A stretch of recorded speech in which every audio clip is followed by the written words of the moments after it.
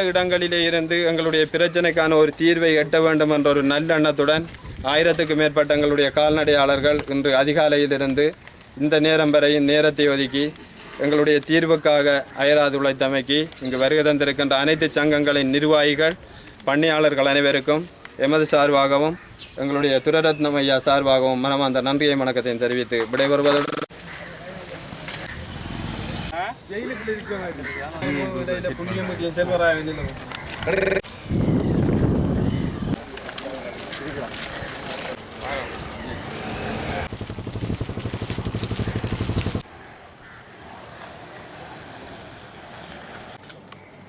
மாவட்ட பண்ணையாளர்கள் கால்நடையாளர்கள் சங்கம் மாவட்டம் முழுவதுமாக உள்ளவர்கள் மட்டக்களப்பு மாவட்டத்தில் உள்ள அனைத்து கால்நடையாளர்கள் சங்கத்தைச் சேர்ந்தவர்கள் கால்நடை வளர்ப்பில் ஈடுபடுகின்ற அனைவரும் இன்று மட்டக்களப்பு மாவட்டத்தின் வெறுகள் தொடக்கம் இங்கால் துறநிலாவணை வரை அதிகாலையிலிருந்து அவர்கள் பல்வேறு கிராமங்களிலிருந்து பல்வேறுபட்ட சிரமங்களுக்கு மத்தியிலே இன்று அவர்கள் தங்களுடைய கோரிக்கையை முன்வைத்திருக்கிறார்கள்.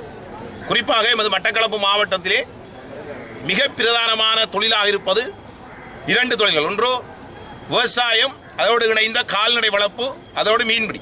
ஆனால் இன்றைய எமது மட்டக்களப்பு மாவட்டத்தில் கால்நடை வளர்ப்பாளர்கள் சங்கத்தை கால்நடை வளர்ப்பதை எடுத்துக்கொண்டால் குறிப்பாக காலகாலமாக 27,000க்கும் மேற்பட்ட ஹெக்டேர் நிலப்பரப்பு இங்கே இருக்கின்றதான 1,76,000க்கும் மேற்பட்ட கால்நடைகளுக்கு தேவைப்படுகிறது.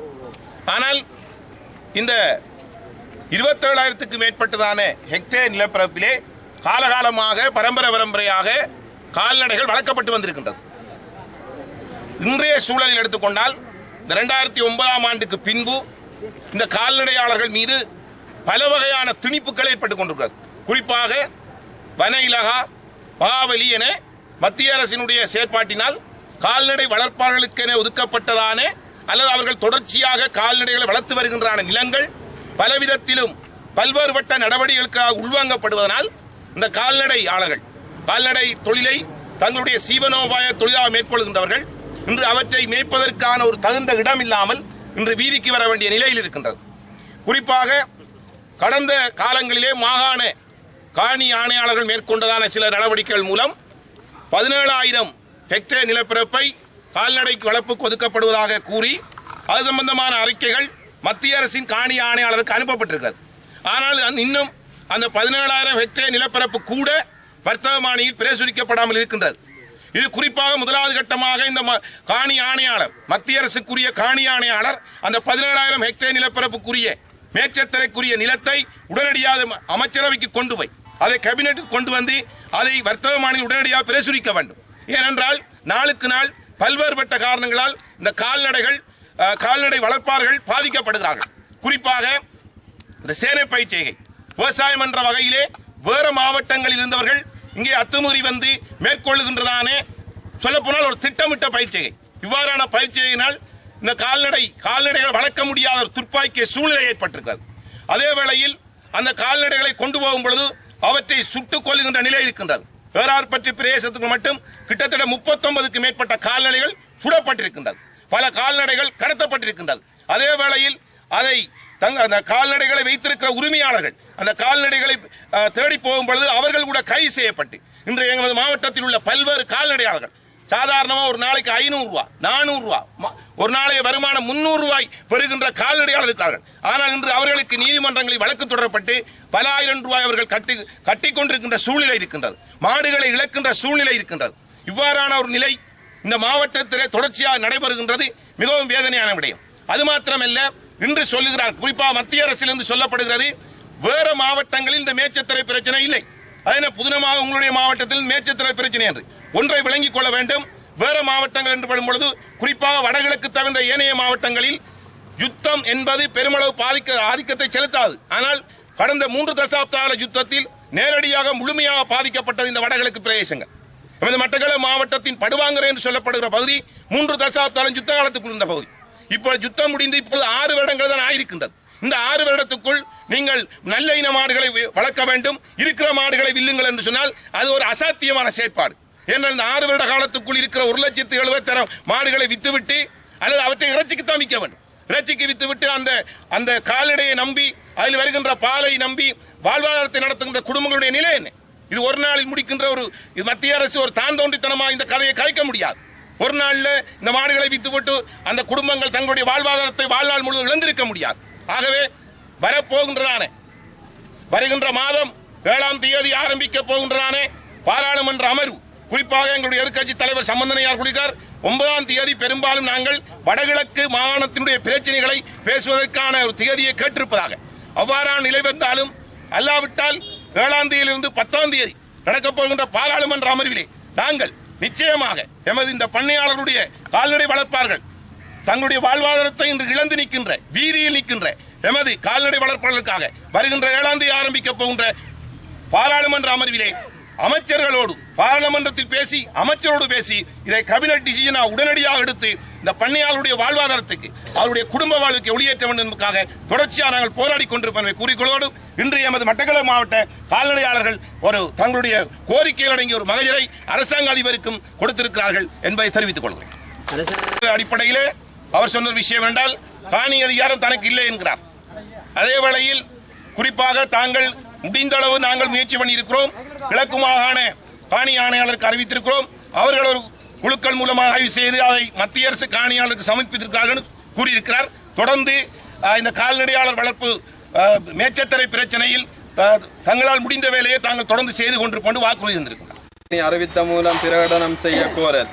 மட்டக்களப்பு மாவட்டத்தில் மண்முனை தென்மேற்கு பட்டிப்பளை, மண்முனை மேற்கு வவுனதீவு, ஏறாவூர்பற்று செங்கலடி, கோரளைப்பற்று தெற்கு கிரான், கோரளைப்பற்று வாழைச்சேனை, கோரளைப்பற்று வடக்கு வாகரை ஆகிய பிரதேச செயலக பிரிவுக்குட்பட்ட பகுதிகளில் மத்திய அரசுக்குரிய மகாவலி அபிவிருத்தி சபை, வனவிலங்கு திணைக்களம், வன பரிபாலன திணைக்களத்துக்கு சொந்தமான அரச காணிகளின் எல்லை பகுதிகளில் கிட்டத்தட்ட 1,75,000 கால்நடைகள் நீண்ட காலமாக இப்பிரதேசத்தை மேச்சத்தரையாக பயன்படுத்தி வருவது பண்ணையாளர்களாகிய நாங்கள் எதிர்நோக்கி வருகின்றோம். இப்பிரச்சனைகளை தீர்க்கும் முகமாக அனைவரினதும் கவனத்தை ஈர்க்கும் மகஜர் ஒன்றை கையளிப்பதற்கு என்று தீர்மானித்திருக்கின்றோம். இம்மாவட்டத்தில் உள்ள மேச்சத்தரை காணிகளை மேச்சத்தரையாக பிரகடனப்படுத்துவதற்கு மாவட்ட அரசாங்க அதிபர், பிரதேச செயலாளர், மாகாண விவசாய அமைச்சின் செயலாளர், கால்நடை திணைக்களம், கால்நடை பண்ணையாளர்கள் போன்றோர்களால் கிழக்கு மாகாண காணி ஆணையாளர் அவர்களை கேட்டுக்கொண்டதற்கிணங்க 7/3/2011 ஆண்டு அன்று மத்திய அரசின் காணி ஆணையாளர் நாயகம் கொழும்பிற்கு சுமார் 15,500 தொடக்கம் 27,000 ஹெக்டேயர் வரையிலான காணி மேச்சத்தரைகளாக வர்த்தமானி அறிவித்தல் செய்யுமாறு கோரிக்கை விடுக்கப்பட்டுள்ளது. இன்று வரை இக்காணிகளுக்கான வர்த்தமானி அறிவித்தல் காணி ஆணையாளர் நாயகத்தால் செய்யப்படவில்லை.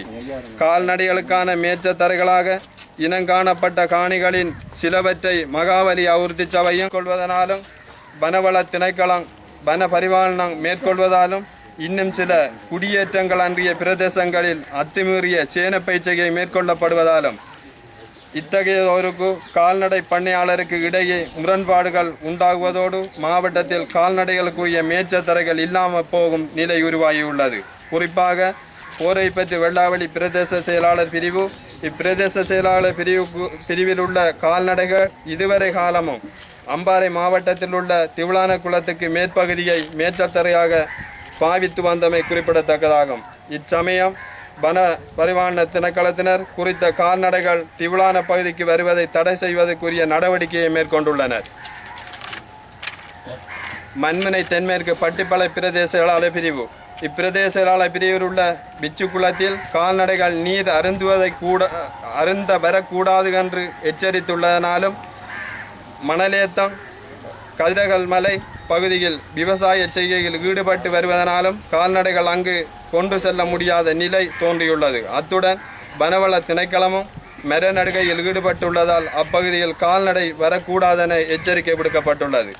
மண்முனை தென்மேற்கு வவுனதீவு பிரதேச செயலாளர் பிரிவில், இப்பிரதேச செயலாளர் பிரிவில் உள்ள மணலேத்தத்தின் பகுதி, வெட்டி போட்ட சேனை, கதிரகல் மலையின் பகுதி, வெள்ளைக்கல், தளவாய், விச்சிச்சேனை, கருவாச்சோலை, குதம்பா ஆகிய இடங்களில் அத்துமீறிய சேனை பயிற்சியாலும் வனவள திணைக்களத்தின் மரநடுகை திட்டத்தாலும் கால்நடை பண்ணையாளர்களுக்கும் சேனை பயிர் செய்யாளருக்கும் இடையில் மோதல் ஏற்பட்டு கால்நடைகள் கட்டப்பட்டும் காயப்படுத்தப்பட்டும் துன்புறுத்தப்பட்டும் வருகின்றது. ஏறாவூர்பற்று செங்கலடி பிரதேச செயலாளர் பிரிவில் இப்பிரதேச செயலாளர் பிரிவில் உள்ள மாதவனை மயிலத்தமடு ஆகிய பகுதிகளில் அத்துமீறிய பயிற்சிகை இடம்பெறுகின்றது. கோரளைப்பற்று தெற்கு கிரான் பிரதேச செயலாளர் பிரிவு இப்பிரதேச செயலாளர் பிரிவில் உள்ள மாந்தியாறு மகாவை ஆறு பகுதிகளுக்கு இந்த மகஜர்களை கையளிப்பதற்கு எங்களுடைய சங்க அங்கத்தவர்கள் இருக்கின்றார்கள். இங்கு வருகை தந்திருக்கின்ற கௌரவ